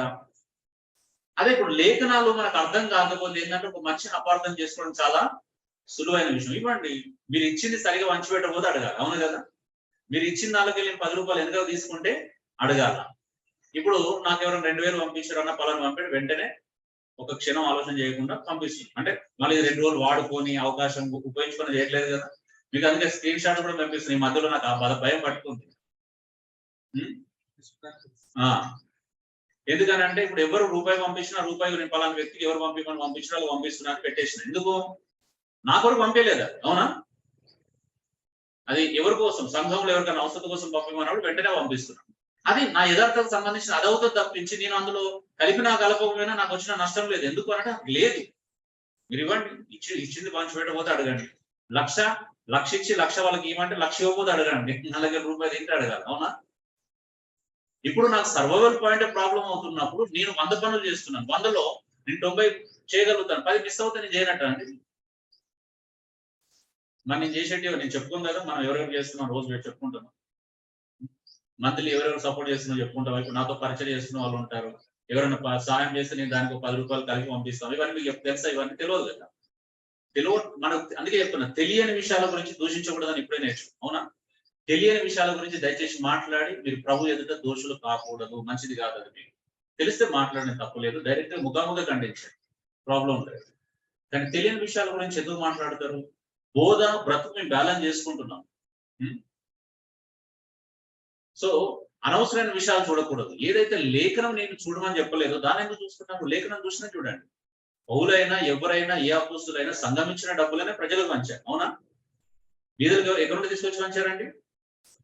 సంఘం నుంచి ఇచ్చిన వాళ్ళకి పంచారా? పరిచర్యకి ఎక్కడ నుండి వెళ్ళారు? సంఘం ఇస్తేనే కదా వాళ్ళు పరిచర్యలకు వెళ్ళారు. మరి వీళ్ళకి ఎక్కడ నుండి వస్తుంది? ఇప్పుడు వాళ్ళ లైఫ్ వదులుకొని వచ్చినప్పుడు ఎక్కడ నుండి వస్తుంది వాళ్ళకి? రూట్ ఏంటి చెప్పండి? ఎప్పుడైనా ఇదంతా ఎలా నడుస్తుందని ఎవరు ఆలోచించారు కానీ ఒక వ్యక్తికి ఎందుకు ఇవ్వట్లేదని మాత్రం ఆలోచిస్తారు. అదే నాకు ప్రాబ్లం. అవునా? మంచి ఆలోచన కాదన్నట్టు కదా. ఒక వ్యక్తి ఇంత మినిస్ట్రీ ఎలా నడుస్తుంది, పరిచయం ఎలా జరుగుతున్నాయి, ఈ ప్రయాణాలు ఎలా చేస్తున్నారు, ఎక్కడి నుండి డబ్బు వస్తుందని ఎవరు ఆలోచించారు. కానీ ఒక వ్యక్తికి మనము సహాయం చేసినప్పుడు మరి ఎన్నో చేస్తాం, చేసినప్పుడు మనం చెప్పుకోవాల్సిన అవసరం లేదు, రఘు, నేను, అశోకో లేకపోతే సన్నో ఎవరో తల రూపాయి వేసుకొని 2 రూపాయలైనా అది ఆటనైనా చేసేకాడే చేస్తాం. కొన్నిసార్లు ఏమైందంటే అదనపు భారాలు మేము మోయలేం. ఆల్రెడీ మాకు కొన్ని కమిట్మెంట్స్ వరకే జీవించగలుగుతాం. ఇప్పుడు కొత్త భారం వచ్చిందనుకో ఈజీ అవుతుంది మనకి? ఈజీ ఏం కాదు. అదనపు భారాలు మోయలేం. అలాంటి ఆల్రెడీ భారం మోస్తున్నాం కదా. ఇప్పుడు భారం మోస్తున్న వానికి అదనపు భారం మోయకపోతే తప్పు అవుతుందా అండి? ఏ భారం మోయకపోతే తప్పు. భారం మోస్తున్నప్పుడు అదనపు భారాలు ఎందుకు? అదనపు భారాలు తీసుకోలేము కొన్నిసార్లు, వీలు కాదు. అవునా? సో తప్పుడు మార్గం అంటే మనం తప్పుడు విధానంలో ఎవరైనా బహుమానం ఆశించి తప్పుడు బోధ చేసి, అది తప్పుడు బోధ కూడా అంటారు. బిలాం వల్ల ప్రవర్తిస్తున్నామా, లేకపోతే గెహాజ్ లాగా డబ్బు వెనకాల పరిగెడుతున్నామా, లేకపోతే యూదా ఇస్కరియోతు లాగా ప్రవర్తిస్తున్నామా, లేకపోతే అననీయ సభ్యులలాగా దాచుకొని మోసం చేస్తున్నామా జనాలని? అవునా కదా. అవి అవి పట్టుకుంటే నిలదీయండి. అప్పుడు అలాంటి జరిగితే నిలదీయండి. నువ్వు నాయకుడికి అర్హులుగా ఉండడానికి అర్హత కోల్పోయినా మెడబెట్టి బయటికి అంటే నేను వెళ్ళిపోతాను, సైలెంట్ గా వెళ్ళిపోతాను. నాకు అంత అంటే అలా ప్రిపేర్ అయి ఉన్నాం. వచ్చి నడిపించాలి, అప్పుడు ముందుకు వచ్చి నడిపించాలా, మెడలు బట్టి బయటకు ఎంటేస్తే వెళ్ళిపోవడం. నువ్వు వాక్యానుసారంగా లేవు అంటే ఎక్కడి నుంచి వాక్యం నుంచి చూపించాలి కదా. నీ ఆలోచన చూపిస్తే ఎట్లా? నీ ఆలోచనలో పెట్టుకునేది రైట్ కాదు. మీరు ఇది ఎందుకంటే నేను రీసెంట్ గా ఎందుకు మాట్లాడుతున్నా, నైట్ అన్ని మేము రాత్రి 3:30 దాకా మాట్లాడుతున్నాం. ఎందుకంటే గ్రూపులలో కొంతమంది కొన్ని పోస్టులు పెట్టిరు. ఆ పోస్టులు ఎంత భయంకరంగా ఉన్నాయి మేము కొంచెం డిస్కషన్ లోకి వచ్చింది. అంటే ఎలా తప్పు పడుతున్నారు ఒక మనిషిని. ఇక్కడ మన గురించి అనుకోకండి మళ్ళీ. ఓకే, మీ లోపల అలాంటి చిన్న ఆలోచన ఉంటే ఓవర్కమ్ చేయండి. కానీ ఇక్కడ ఒక వ్యక్తి గురించి మాట్లాడట్లేదు. ఒక సంఘంలో నాకు ఇక్కడ మినిస్ట్రీ నుంచి ఎలాంటి ఒడిదుడుకులు ఎదుర్కొంటున్నాం, ఇక్కడ నుంచి వెళ్ళిపోయిన వాళ్ళు ఎలా మనల్ని తప్పుపడుతున్నారు, ఏ విషయాలు తప్పుపడుతున్నారు అంటే వాళ్ళు తప్పుపడిన దానికి ఒక్క ఉదాహరణ కూడా ప్రూవ్ చేయలేరు. అవునా? ఒకవేళ తప్పుపడిన ఎలాంటివి సిల్లి విషయాలు. అన్న వాళ్ళ ఇంట్లో ఎప్పుడు చికెన్ తింటారు అని అంటే ఎక్కడ తింటాను చెప్పండి? ప్రూవ్ చేయలేరు. ఎప్పుడు ప్రూవ్ చేస్తున్నారు? వాళ్ళ ప్రాబ్లం ఏంది అని అంటే, ఎవరైనా గెస్టులు వచ్చినప్పుడు మేము చికెన్ ఫిష్ తెస్తే మొత్తం నెలంతా మేము అవే తింటున్నాం అనుకో. నాకు 12 సంవత్సరాల అకౌంట్స్ ఉన్నాయి.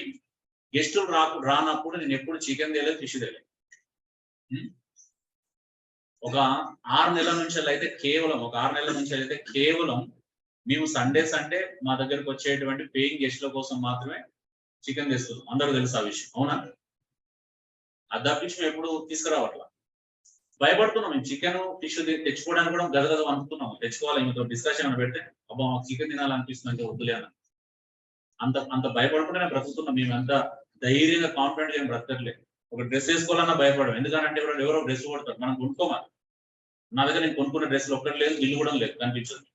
నాకున్న 10 డ్రెస్సులు ఉన్నాయి, అన్ని బయట విజిటింగ్కి వెళ్ళినప్పుడు ఆలీలు కొనిచ్చినాయి తప్పించి, నేను కొనుక్కునే ఓన్లీ షర్ట్లు టీ షర్ట్ తప్పించి షార్ట్ తప్పించి ఏముంటుంది. అవి వేసుకోవాలన్న భయమే. అన్న కొత్త డ్రెస్సులు వేసుకుంటున్నాడు అంట. నిజంగా చెప్తున్నాను, మేము భయంతో బ్రతుకుతున్నాం అండి. సేవలో మీరు ఊహించట్లేదు. మీకు ఎందుకంటే ముళ్ళ మీద కూర్చున్నాడు తెలుస్తుంది. ముళ్ళు కూర్చుకునేది ఎవరు కూర్చుకుంటది? మీరు బయట తిరుగుతున్నారు, మీకు ఏం కూర్చుకోదు. ఇక్కడ కూర్చునేది నేను. అంటే ప్రతి చిన్న విషయాలను పాయింట్అవుట్ చేస్తూనే ఉన్నా. బయట చేస్తున్నారు, ఇక్కడ బయటకు వెళ్ళి అవినిందలు మోపుతున్నారు మన మీద. మరి వాక్యానుసారంగా ఎందుకు నింద మోపలేదు? అన్న దశం భాగాల గురించి వేధిస్తాడు, లేకపోతే కానుక లేకపోతే ఇబ్బంది పెడతాడు, లేకపోతే ఇంకేదో చేస్తాడు. ఇప్పుడు ఎవరైనా బాధపడితే టైంకి రాలేదని బాధపడదు. అది క్షేమాభివృద్ధి కొరక నా స్వార్థం ఉన్నప్పుడు. అందరు టైంకి వస్తే నేను క్షేమాభివృద్ధి కలిగించుకోవాలని నా స్వార్థం ఏముంది? ఒకవేళ అక్కడ గద్దించినా లేకపోతే ఎమోషనల్ అయినా. సో మనకు ఆలోచన దేవుని వైపు ఆలోచించండి దయచేసి. మీరు దేవుని దృష్టి మాత్రం ఎవరు దోషులు కాకూడదని మిమ్మల్ని బ్రతిమలాడుకున్నాం. ఇక్కడ కూడా మిమ్మల్ని దోషులు నిలబెట్టడానికి కాదు. కొంతమందికి మన దగ్గర వెళ్ళిపోయే వాళ్ళు అలా ప్రవర్తిస్తున్నారు. సో ఉన్న వాళ్ళు వాళ్ళతో ఏకీభవించడం లేకపోతే అలాంటి మాటలతో అంగీకరించడం చేసిన కూడా మరి చాలా సంఘానికి ప్రమాదం. ఎంత ప్రమాదం అని అంటే, ఇద్దరు మన గురించి ఒక నాయకుని గురించి నెగిటివ్ గా లేని విషయాలు ఊహించుకుంటే ఏమవుతుందండి? బోధ చేసినా ఎక్కదు కదా వాళ్ళకి. అవునా కదా? మనం ఎంత మంచి బోధ చేసినా వాళ్ళు ఏం చేస్తారు? దాన్ని రిజెక్ట్ చేస్తారు. కొత్తగా ఎవరైనా వచ్చినా కూడా ఏం చేస్తారు? నెగిటివ్ అంటే రిసీవ్ చేసుకోలేం కదా. అంటే అప్పుడు ఏం చేస్తాం? అది బోధ సంపద నాదనుకుంటారు, అది నాది కాదు కదా. అప్పుడు వాక్యం చెప్తున్నప్పుడు, అందుకే బిలాము లాంటి వ్యక్తిని దేవుడు ఏం చేసినట్ట, తన అతిక్రమం నిమిత్తం గద్దించబడ్డాడంట. ఎలా గద్దించాడు దేవుడు? ఒక నోరు లేని గార్ధవము అతని వెరితనాన్ని అడగించిందని. గాడిద మీద వెళ్తుంటే గాడిదకి ఏమైంది? ఒక అడ్డు వచ్చింది. దేవుడు ఒక అడ్డు పెట్టాడు. అడ్డు పెడితే ఇది ఎందుకు అడ్డు వచ్చిందని ఆలోచిస్తున్న లోపే గాడిద ఏం చేసింది? నోరు తెచ్చి మాట్లాడడం ప్రారంభించింది.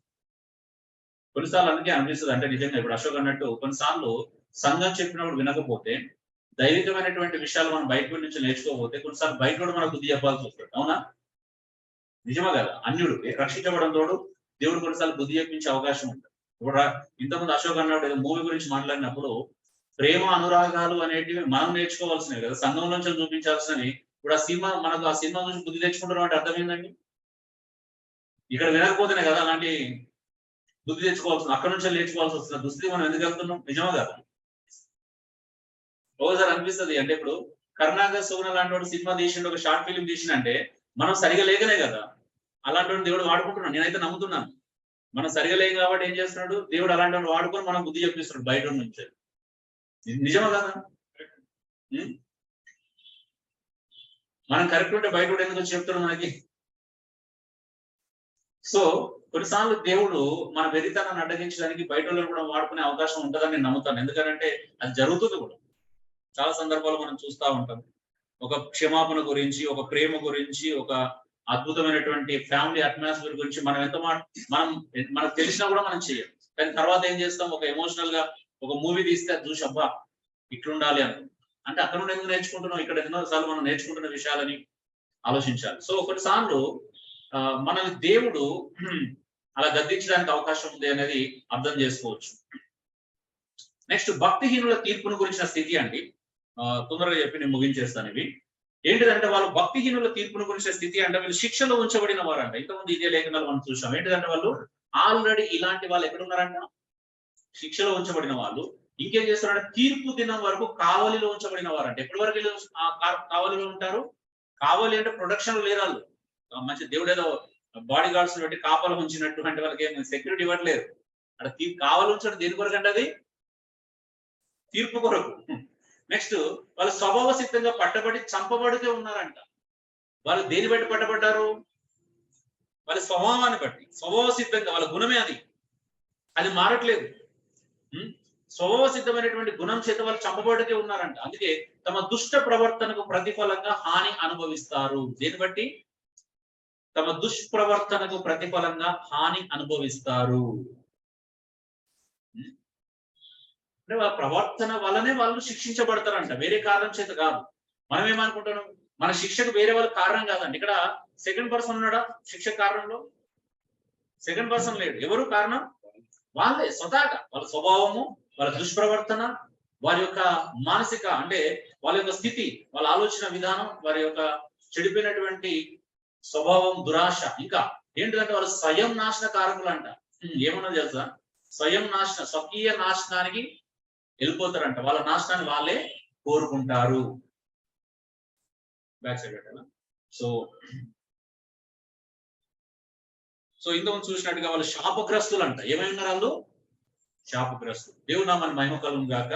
మనం అలాంటిలో లేనందుకు సంతోషించడమే కాదు, అలాంటి ఆలోచన పుట్టకుండా జాగ్రత్త పడాలి. మనం వింటున్నప్పుడు సరే మనకు లేవనుకుంటే మంచిది, కానీ రాకుండా చూసుకోవాలి. మనం అలాంటి పరిస్థితులకు రాకుండా చూసుకోవాలి. సో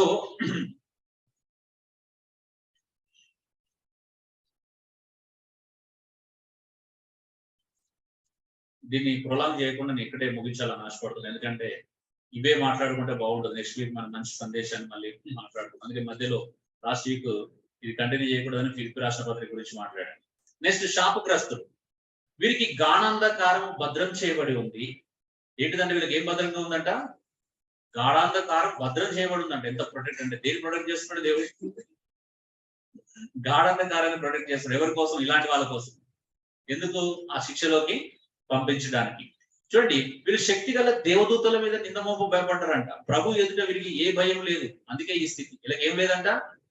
దేవుని ఎదుట భయం లేదంట. భయం లేదు కాబట్టి మహాత్ములను మహాత్ములు అన్నప్పుడు ఇంకొక అర్థం కూడా వస్తుంది. ఎవరు అంటే దేవదూతలను కూడా నిందించడం. అవునా?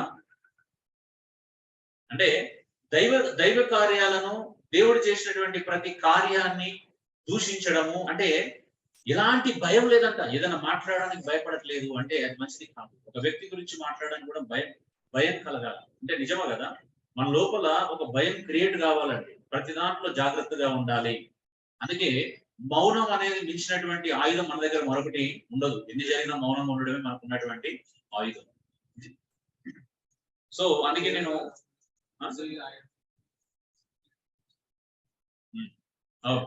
అవును మనం వ్యర్థంగా మాట్లాడిన ప్రతి మాటకు లెక్క అప్పగించుకోవాలి. అందుకే నేను ఇక్కడ బోధించే దగ్గర మాట్లాడతాను, బయటికి వెళ్తే నేను చాలా మౌనం అయిపోతుంది. ఎందుకంటే అక్కడ మాట్లాడడానికి ఏమి ఉండదు. ఇక ఎవరు చూసినా భరించాలా, అంగీకరించాలా, సహించడమే తప్పించి no more words, no more arguments. ఇప్పుడు నాకు ప్రాబ్లం ఏమవుతుంది తెలుసా, నేను ఇక్కడ ఎక్కువసేపు బోధిస్తున్నాను కాబట్టి నేనే ఎక్కువ మాట్లాడుతున్నాను అనుకుంటాను అందరు. నేను చాలా తక్కువ మాట్లాడదు, ఎక్కువ మాట్లాడాను. ఎక్కడ ఓన్లీ బోధించినప్పుడే నా నోరు పని చేస్తుంది, బయటికి వెళ్తే నా నోరు ఏమో వాడబడదు, చాలా సైలెంట్ అయిపోతాను. ఏదైనా మీరు డిస్కస్ చేసుకుని ఎన్ని మాటలు మాట్లాడి అందరూ తెలుసు అంటే ఏం జరుగుతుంది అందుకే అదే చాలా తెలియాలి. ఎక్కడ మాట్లాడుతున్నాం, అందుకే మేము బోధిస్తున్నాం కాబట్టి పాయింట్అవుట్ ఎక్కువ అవుతున్నాం, మా మీదకి బాణాలు ఎక్కువ వస్తుంది. సో 6వ పాయింట్, భక్తిహీనుల నిరుపయోగ స్థితి అంటే బలహీన స్థితి, ఫ్రూట్లెస్ లైఫ్ అన్నట్టు. ఏంటిది ఆ ఫ్రూట్లెస్ లైఫ్? 4, ఇందులో కూడా 5 పాయింట్లు ఉన్నాయి. ఏంటిదంట, వీళ్ళు నీళ్లు లేని బావులంట. ఎలాంటి వాళ్ళంట, వీళ్ళ దగ్గర బాగా దాహం వేసినప్పుడు ఒక బావి కనిపిస్తుంది, అక్కడికి వెళ్ళింది, తొంగి చూసి ఏం కనిపించింది? డ్రైగా అనిపించింది. ఏమనిపిస్తుంది మనకి? సమ్మర్ లో ఉన్నాం, ఇప్పుడు ఇలాంటి స్థితిలో ఉన్నాం, ఎలా ఉంటుంది ఒకసారి ఊహించండి. అంటే భక్తిహీనుల అవలక్షణాల్లో ఉండేటువంటి వాళ్ళ నిరుపయోగ స్థితి ఏంటిదంటే నీళ్లు లేని బావులు, పెనుగాలికి కొట్టుకొని పోవు మేఘాలు అంట. పెనుగాలికి మేఘాలు కొట్టుకుపోతే ఏముండదు అక్కడ? ఏం ప్రయోజనం ఉండదు, వర్షాలు పడవు కదా, చినుకులు పడవు. పడతాయా? మేఘాలు గాలి కొట్టుకొని పోతే ఏమొస్తుంది?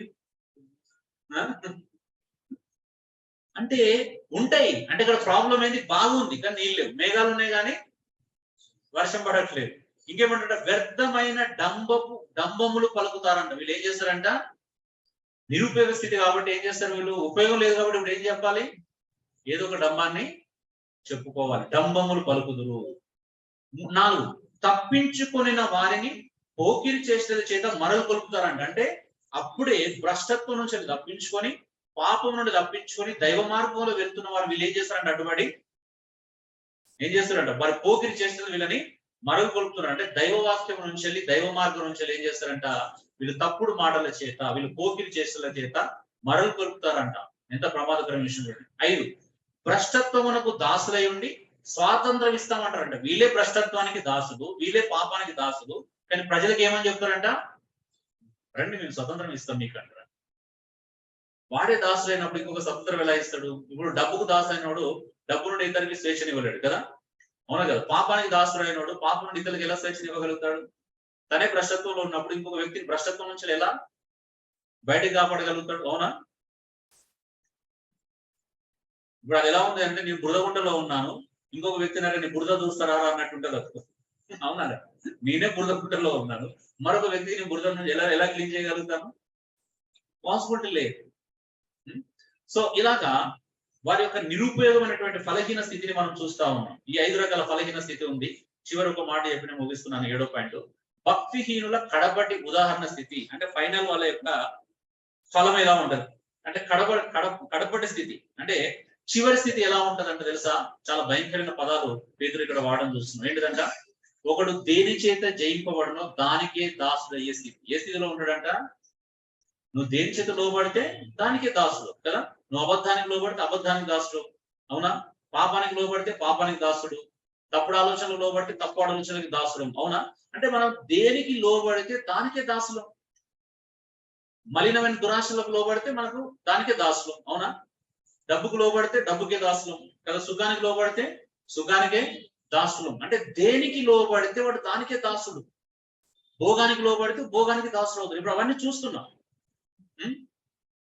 2, తప్పించుకునే తర్వాత తప్పిపోయిన స్థితి అంట. అంటే వీళ్ళు తప్పించుకున్నారు, మళ్ళీ ఏం చేశారు? మళ్ళీ తప్పిపోయారు. అంటే ఈ లోకంలో ఉన్నటువంటి భ్రష్టత్వం నుంచి వెళ్ళి విడిపించబడ్డారు, యేసుక్రీస్తు దగ్గరికి వచ్చారు, మళ్ళీ ఏం చేస్తున్నారు? మళ్ళీ అదే భ్రష్టత్వం దగ్గరికి వెళ్తున్నారు. అంటే తప్పించుకున్నా కూడా తప్పిపోతున్నటువంటి స్థితిలో ఉన్నారు. 3వది, కడపటి స్థితి మొదటి స్థితి కంటే చెడ్డదంట. వీళ్ళు ఏంటిదంట, వీళ్ళ కడపటి స్థితి ఎలా ఉంటదంటే వాళ్ళు మొదటి స్థితి కంటే చెడ్డమైనటువంటి స్థితిలోకి వెళ్తున్నారు. అంటే రక్షించబడిన దినము కంటే కూడా వీళ్ళు ఎదుగుతున్నప్పుడు ఎలా ఉన్నారంట, భయంకరమైనటువంటి స్థితిలోకి, వారికి చివరి స్థితి చాలా దీనమైనటువంటి లేదా భయంకరమైనటువంటి మహాఘోరమైనటువంటి స్థితిలో వెళ్ళిపోతున్నారంట. 4వది, రక్షణ మార్గం తెలియకుండానే మేలైన స్థితి. అసలు ఇలాంటి వారికి ఏం కావద్దంట, అసలు రక్షణ అంటే తెలియకపోవడమే బెటర్ అంటున్నాడు పేతురు. అవునా? ఇంత తెలుసుకొని దౌర్భాగ్యకరమైన జీవితం జీవించడం కంటే, ఇంత దుర్భరమైన జీవితం జీవించడం కంటే అసలు రక్షణ అంటే ఏంటో తెలియకపోవడమే బెటర్ అంటున్నాడు అంటే ఎంత భయంకరమైన స్థితిలో ఆలోచించండి. అవునా? అసలు వీళ్ళకి రక్షణ మార్గం ఏ రకంగా తెలియకపోవడమో బెటర్ అంటున్నాడు. ఒకసారి రక్షణ మార్గం తెలుసుకున్నాం. మీరు చివరి వచనాలు చూడండి, క్లియర్ గా ఉంటుంది. మీరు చివరి వచనంలో 20, 21, 22లో మీరు చూస్తారు ఈ విషయాలని. 21 వారు నీతి మార్గం అనుభవపూర్వకంగా తెలుసుకొని తమకు అప్పగింపబడిన పరిశుద్ధమైన ఆజ్ఞ నుండి తొలగిపోవడం కంటే ఆ మార్గం అనుభవపూర్వకంగా తెలియకుండాటే వారికి మేలు.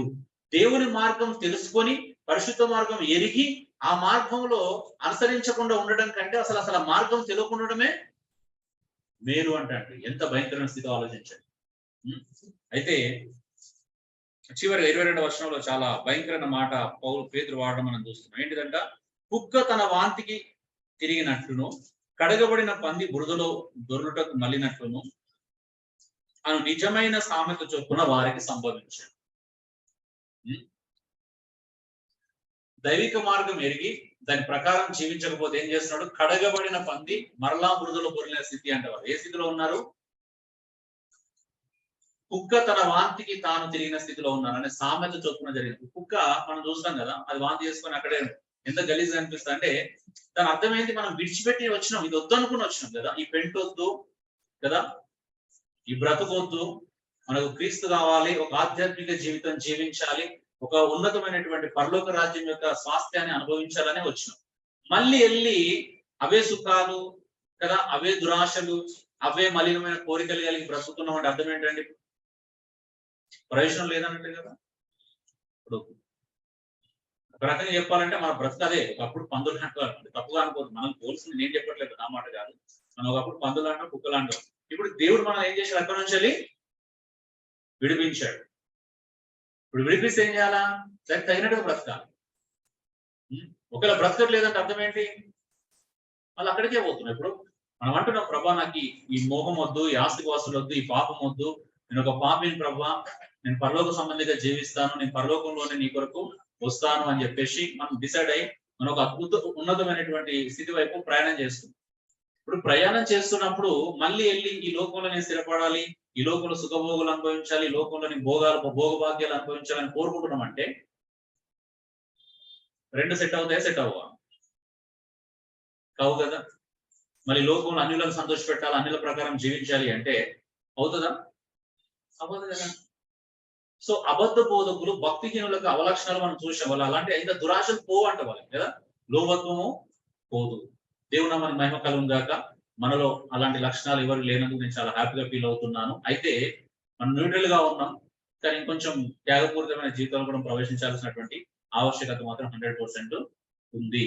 సో మనలో దురాశ లేకపోవచ్చు, ఇలాంటి అవలక్షణాలు మనలో లేకపోయినప్పటికీ ఇంకా ప్రభు కొరకు మనం చేయాల్సింది మాత్రం చాలా ఉంది, జీవించాల్సినటువంటి జీవితం చాలా ఉంది. నిస్వార్థంగా ప్రభు పరిచర్య కోసం బ్రతకాల్సింది మనకు ఎంతో ఉంది. నిన్ననే అనుకున్న సమయం నేను కనీసం నెలకు ఒకసారి మమ్మల్ని గూడూరుకి వెళ్ళే ఒక అవకాశం కల్పించమని మనం చాలాసార్లు సంఘంలో చెప్తున్నాం. మీరు కోస్తే మేము పోవా అండి, మీరు పంపిస్తే మేము ఖచ్చితంగా వెళ్ళడానికి సిద్ధంగా ఉన్నాం. సో అలాంటి అవకాశం నెలకు ఒకసారి ఇవ్వండి, మేము సంతోషిస్తాం. ఎందుకంటే పాపం కళ్యాణ్ వీళ్ళందరూ ఇబ్బంది పడుతున్నారు, రెగ్యులర్ గా రాకపోవడం వల్ల వాళ్ళు చాలా. ఎందుకంటే మీకు తెలుసు ఆన్లైన్ ఫెలోషిప్ అంత ఎఫెక్టివ్ గా ఉండదు, కంఫర్ట్ గా ఉండదు. మనిషిని చూసినప్పుడు ఆ ఎమోషన్స్ కూడా మనం ఎంత చూసినా తక్కువనే కదా. సో కాబట్టి వాళ్ళకు కూడా నెలకు ఒక్కసారి మనం వాళ్ళ ముఖాముఖి కలుసుకునే అవకాశాన్ని కల్పిద్దాం. అలాగే ఒకసారి నిజామాబాద్ కూడా వెళ్ళడానికి ప్రయత్నం చేద్దాం. ఇలాగా సిద్ధపడి ఉందాం. దాని కొరకు మేము ఒక అది చేసుకున్నాం కాబట్టి దాని గురించి ప్రార్థించండి. మనం కూడా పరిచర్యలో ముందుకెళ్దాం. ఇలాంటి భక్తిహీన లక్షణాలు లేనందుకు సంతోషమే కానీ ప్రభు కొరకు ఇంకా జీవించాల్సిన జీవితం కూడా అలవాటు పరిచేసుకుంటే ఇంకా మంచిదని నా యొక్క ఉద్దేశం అండి. సో కాబట్టి లేఖనాన్ని అర్థం చేసుకున్నందుకు thank you. God bless you all.